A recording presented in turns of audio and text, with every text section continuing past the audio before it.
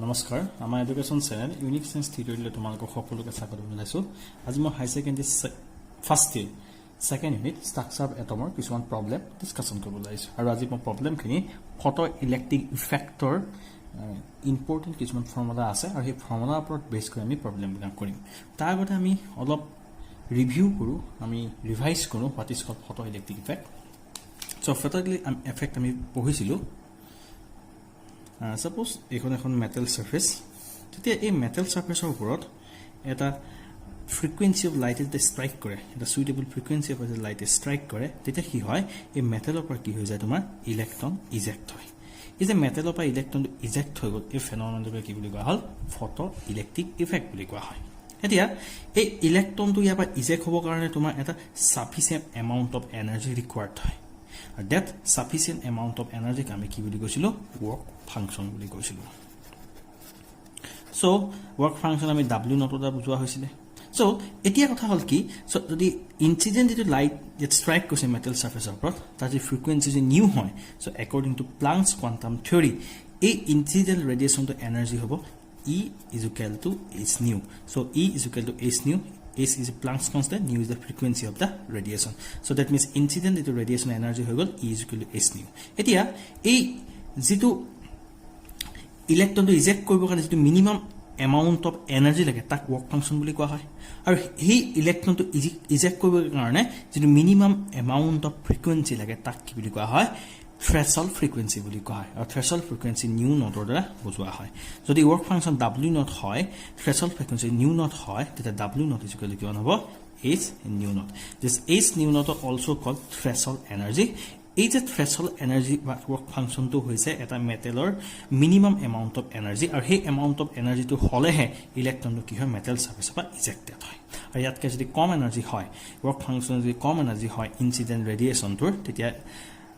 electron eject নহয় is the energy of a one photon so energy of a one photon তোমাৰ কি আছে some of the energy is required to eject the electron so কিছুমান energy electron eject কৰিব লাগিলে আৰু বাকি যে ৰিমেইনিং এনাৰ্জি থাকিলে সেই ৰিমেইনিং এনাৰ্জি তে তোমাৰ কি কৰিলে যদি eject হৈ গল ইলেক্ট্ৰন সেই ইলেক্ট্ৰনটো কি কৰিলে কাইনেটিক এনাৰ্জি ইনক্ৰিজ কৰিলে this is kinetic energy is equal to half of mv square ঠিক আমি লিখিব পাৰিম so energy of striking photon so এটা striking photon energy suppose energy of striking photon টো ধৰিছো আমি s nu is equal to কি হৈ গল some of the energy of striking photon is used to eject the electron that যেটো amount of energy লাগে to eject the electron হে এনাৰ্জিটো আমি কি কৈছো threshold energy বুলি কৈছিলো so that is আমি s nu not লিখিলো plus some of the remaining energy used লাগে to increase the kinetic energy of the electron so baki jikhi remaining energy thakile electron to ki koile kinetic energy bohaile so ami at ki likhibo pao half of mv square so ami apa gom palu suppose this energy of a striking photon so some of is equal to h nu not work function but threshold energy plus half of mv square this is kinetic this is the equation and equation to apply kori ami kisman problem kori ja and the first problem to sound the ncr to mal to solve problem this is nc এটা তোমালোকৰ solve problem very important so when electromagnetic radiation of wavelength 300 nanometer strike the metal surface of sodium so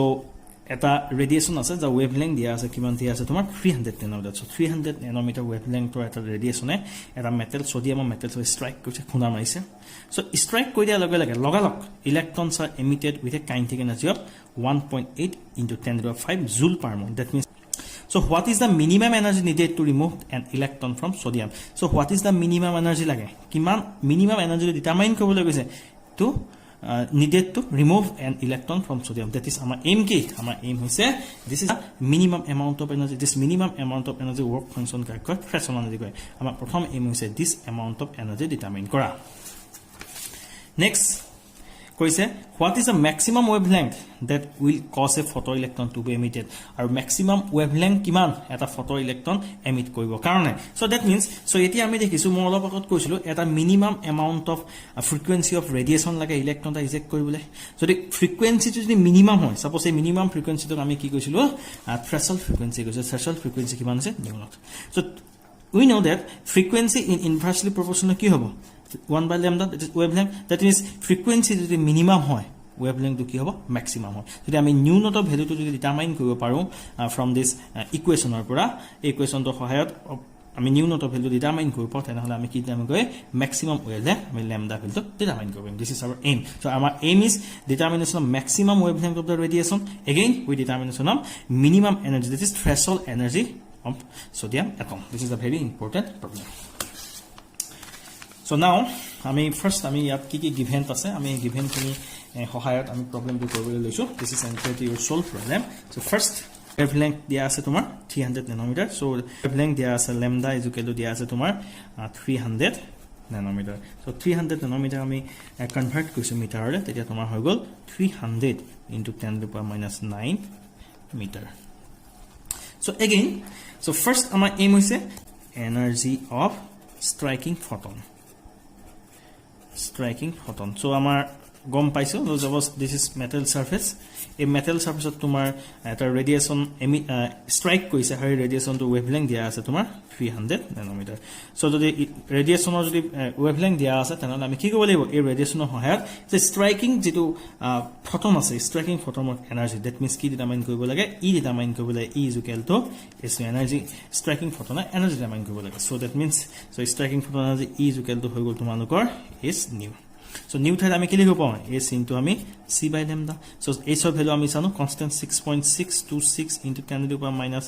34 into c is the velocity of light so velocity of light হৈ তোমাৰ 3 into 10 to the power 8 meter per second divided lambda value পাইছিলো আমাৰ 300 into 10 to the power minus 9 meter so ইয়াটো যদি আমি calculate কৰো আমাৰ value ওলাই যাব 6.626 into 10 to the power minus 19 joule so energy of a striking photon eta striking photon ami energy পাই গলো এটো যেটো ফর্মুলা আছে ফর্মুলাত আমি কি পালো s nu ভ্যালুটো পাই গলো আমাৰ ডিটাৰমাইন কৰিব লাগে s nu তাৰ কাৰণে আমি কি জানিব লাগিব half of mv square this is the kinetic energy so কোৱেশ্যনটোত আমাৰ কি আছে আমাৰ কোৱেশ্যনটোত দিয়া আছে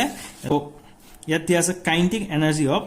per mole ejected electrons কি আছে kinetic energy দিয়া আছে যদি per mole ejected electron তৰ kinetic energy আছে গতিকে আমি per mole পৰা আমি কেনিব লাগিব per electron kinetic energy কি কৰিব লাগিব কনভাৰ্ট কৰিব লাগিব যদি per electron আমি kinetic energy কেনে কনভাৰ্ট কৰিম kinetic energy of emitted electrons is equal to দিয়া আছে তোমাৰ 1.68 into 10 to the power 5 joule per mole ইয়াৰ পৰা গম পালো per mole ejected electron kinetic energy কিমান আছে 1.68 into 10 to the power 5 joule এতিয়া আমি কি কৰিব লাগিব এই per mole পৰা আমি কেনেকৈ লিখিব লাগিব per electron kinetic energy জানিব লাগিব that is 1 electron kinetic energy determine কৰিব লাগিব so kinetic energy of emitted 1 electron so 1 electron kinetic energy কিয় কাৰণে আমি 1 electron কনভাৰ্ট কৰিছো আমি ইয়াৰ পৰা যেটো এনাৰ্জি পাইছো energy of striking photon that is এটা ষ্ট্ৰাইকিং ফটোন এনাৰ্জি পাইছো গতে এটা ষ্ট্ৰাইকিং ফটোনে হৰা এটা ইলেক্ট্ৰন ইজেক্টেড কৰিব হেকাৰণে আমি পাৰ মলৰ পৰা আমি কেনি কনভাৰ্ট কৰিছো পাৰ ইলেক্ট্ৰনৰ কাইনেটিক এনাৰ্জি আমি কনভাৰ্ট কৰিছো the kinetic energy emitted 1 electron so ইয়াত কি হ'ব যেটো পাৰ মলত দিয়া আছে ইমান এনাৰ্জি so 1 electron কৰিবলৈ কি কৰিব লাগিব আমি 1 মলত থাকে আমি জানো 1 মল জুগলে কিমান হয় 6.022 into 10 to the power 23 so this is the Avogadro's number that means yak jete 1 electron convert koiso then yak ki he divide koibo lagibo yak Avogadro's number divide koibo lagibo that means tomar hoy gol 1.68 into 10 to the power 5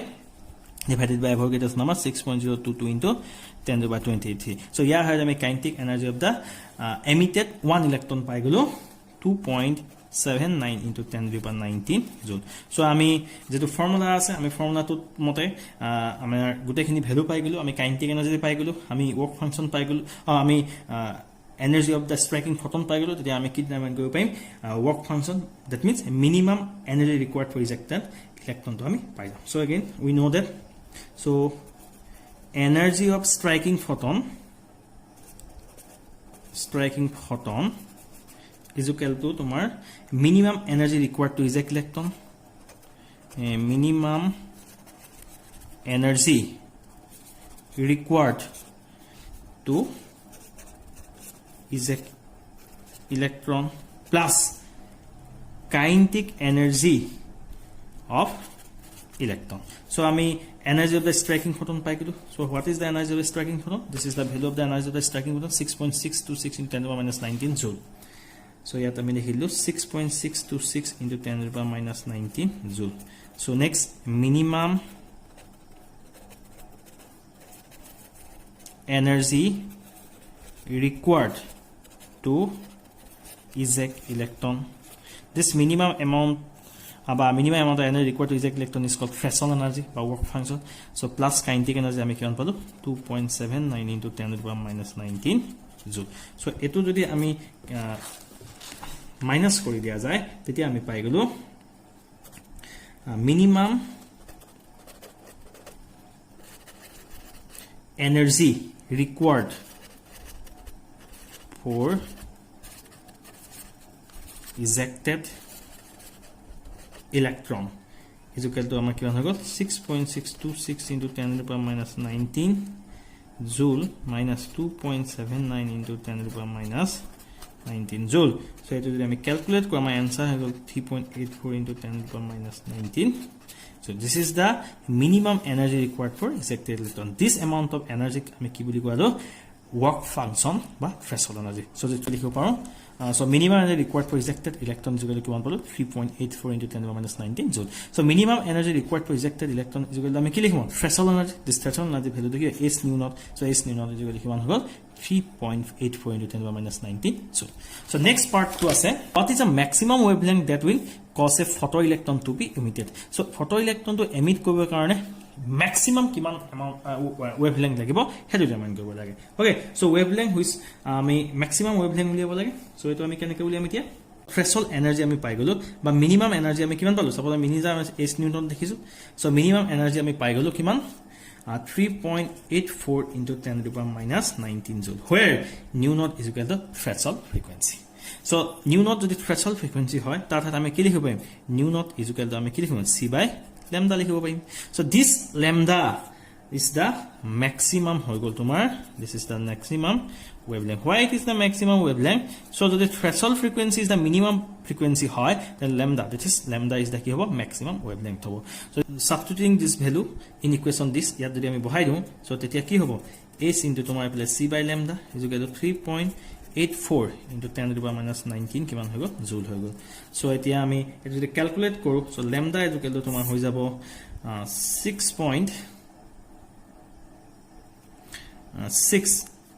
6.26 into 10 to the power minus 34. This is the s or value to আমি ইয়াত বহাই দিলো. Next আহি গল c value কিমান হ'ল 3 into 10 to the power 8 meter per second divided by this one is energy but this is a minimum energy required to eject the electron is equal to 3.84 into 10 to the power minus 19. So যদি আমি calculate কৰো আমি পাই গলো 5.17 into 10 to the power minus 7 meter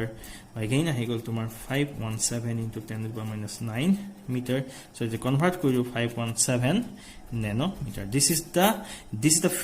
wavelength. This is the maximum wavelength required to eject the electron. This is a very very important. আমাৰ চেণ্টাৰটো চাই থকাৰ কাৰণে তোমালোকক অশেষ ধন্যবাদ থাকিল. যদি কিবা যদি বুজি পোৱা নাই তোমালোকে আমাৰ কমেন্ট বক্সত কমেন্ট কৰিবা আমাৰ চেনেল শ্বেয়াৰ কৰিবা সাবস্ক্ৰাইব কৰিবা ধন্যবাদ.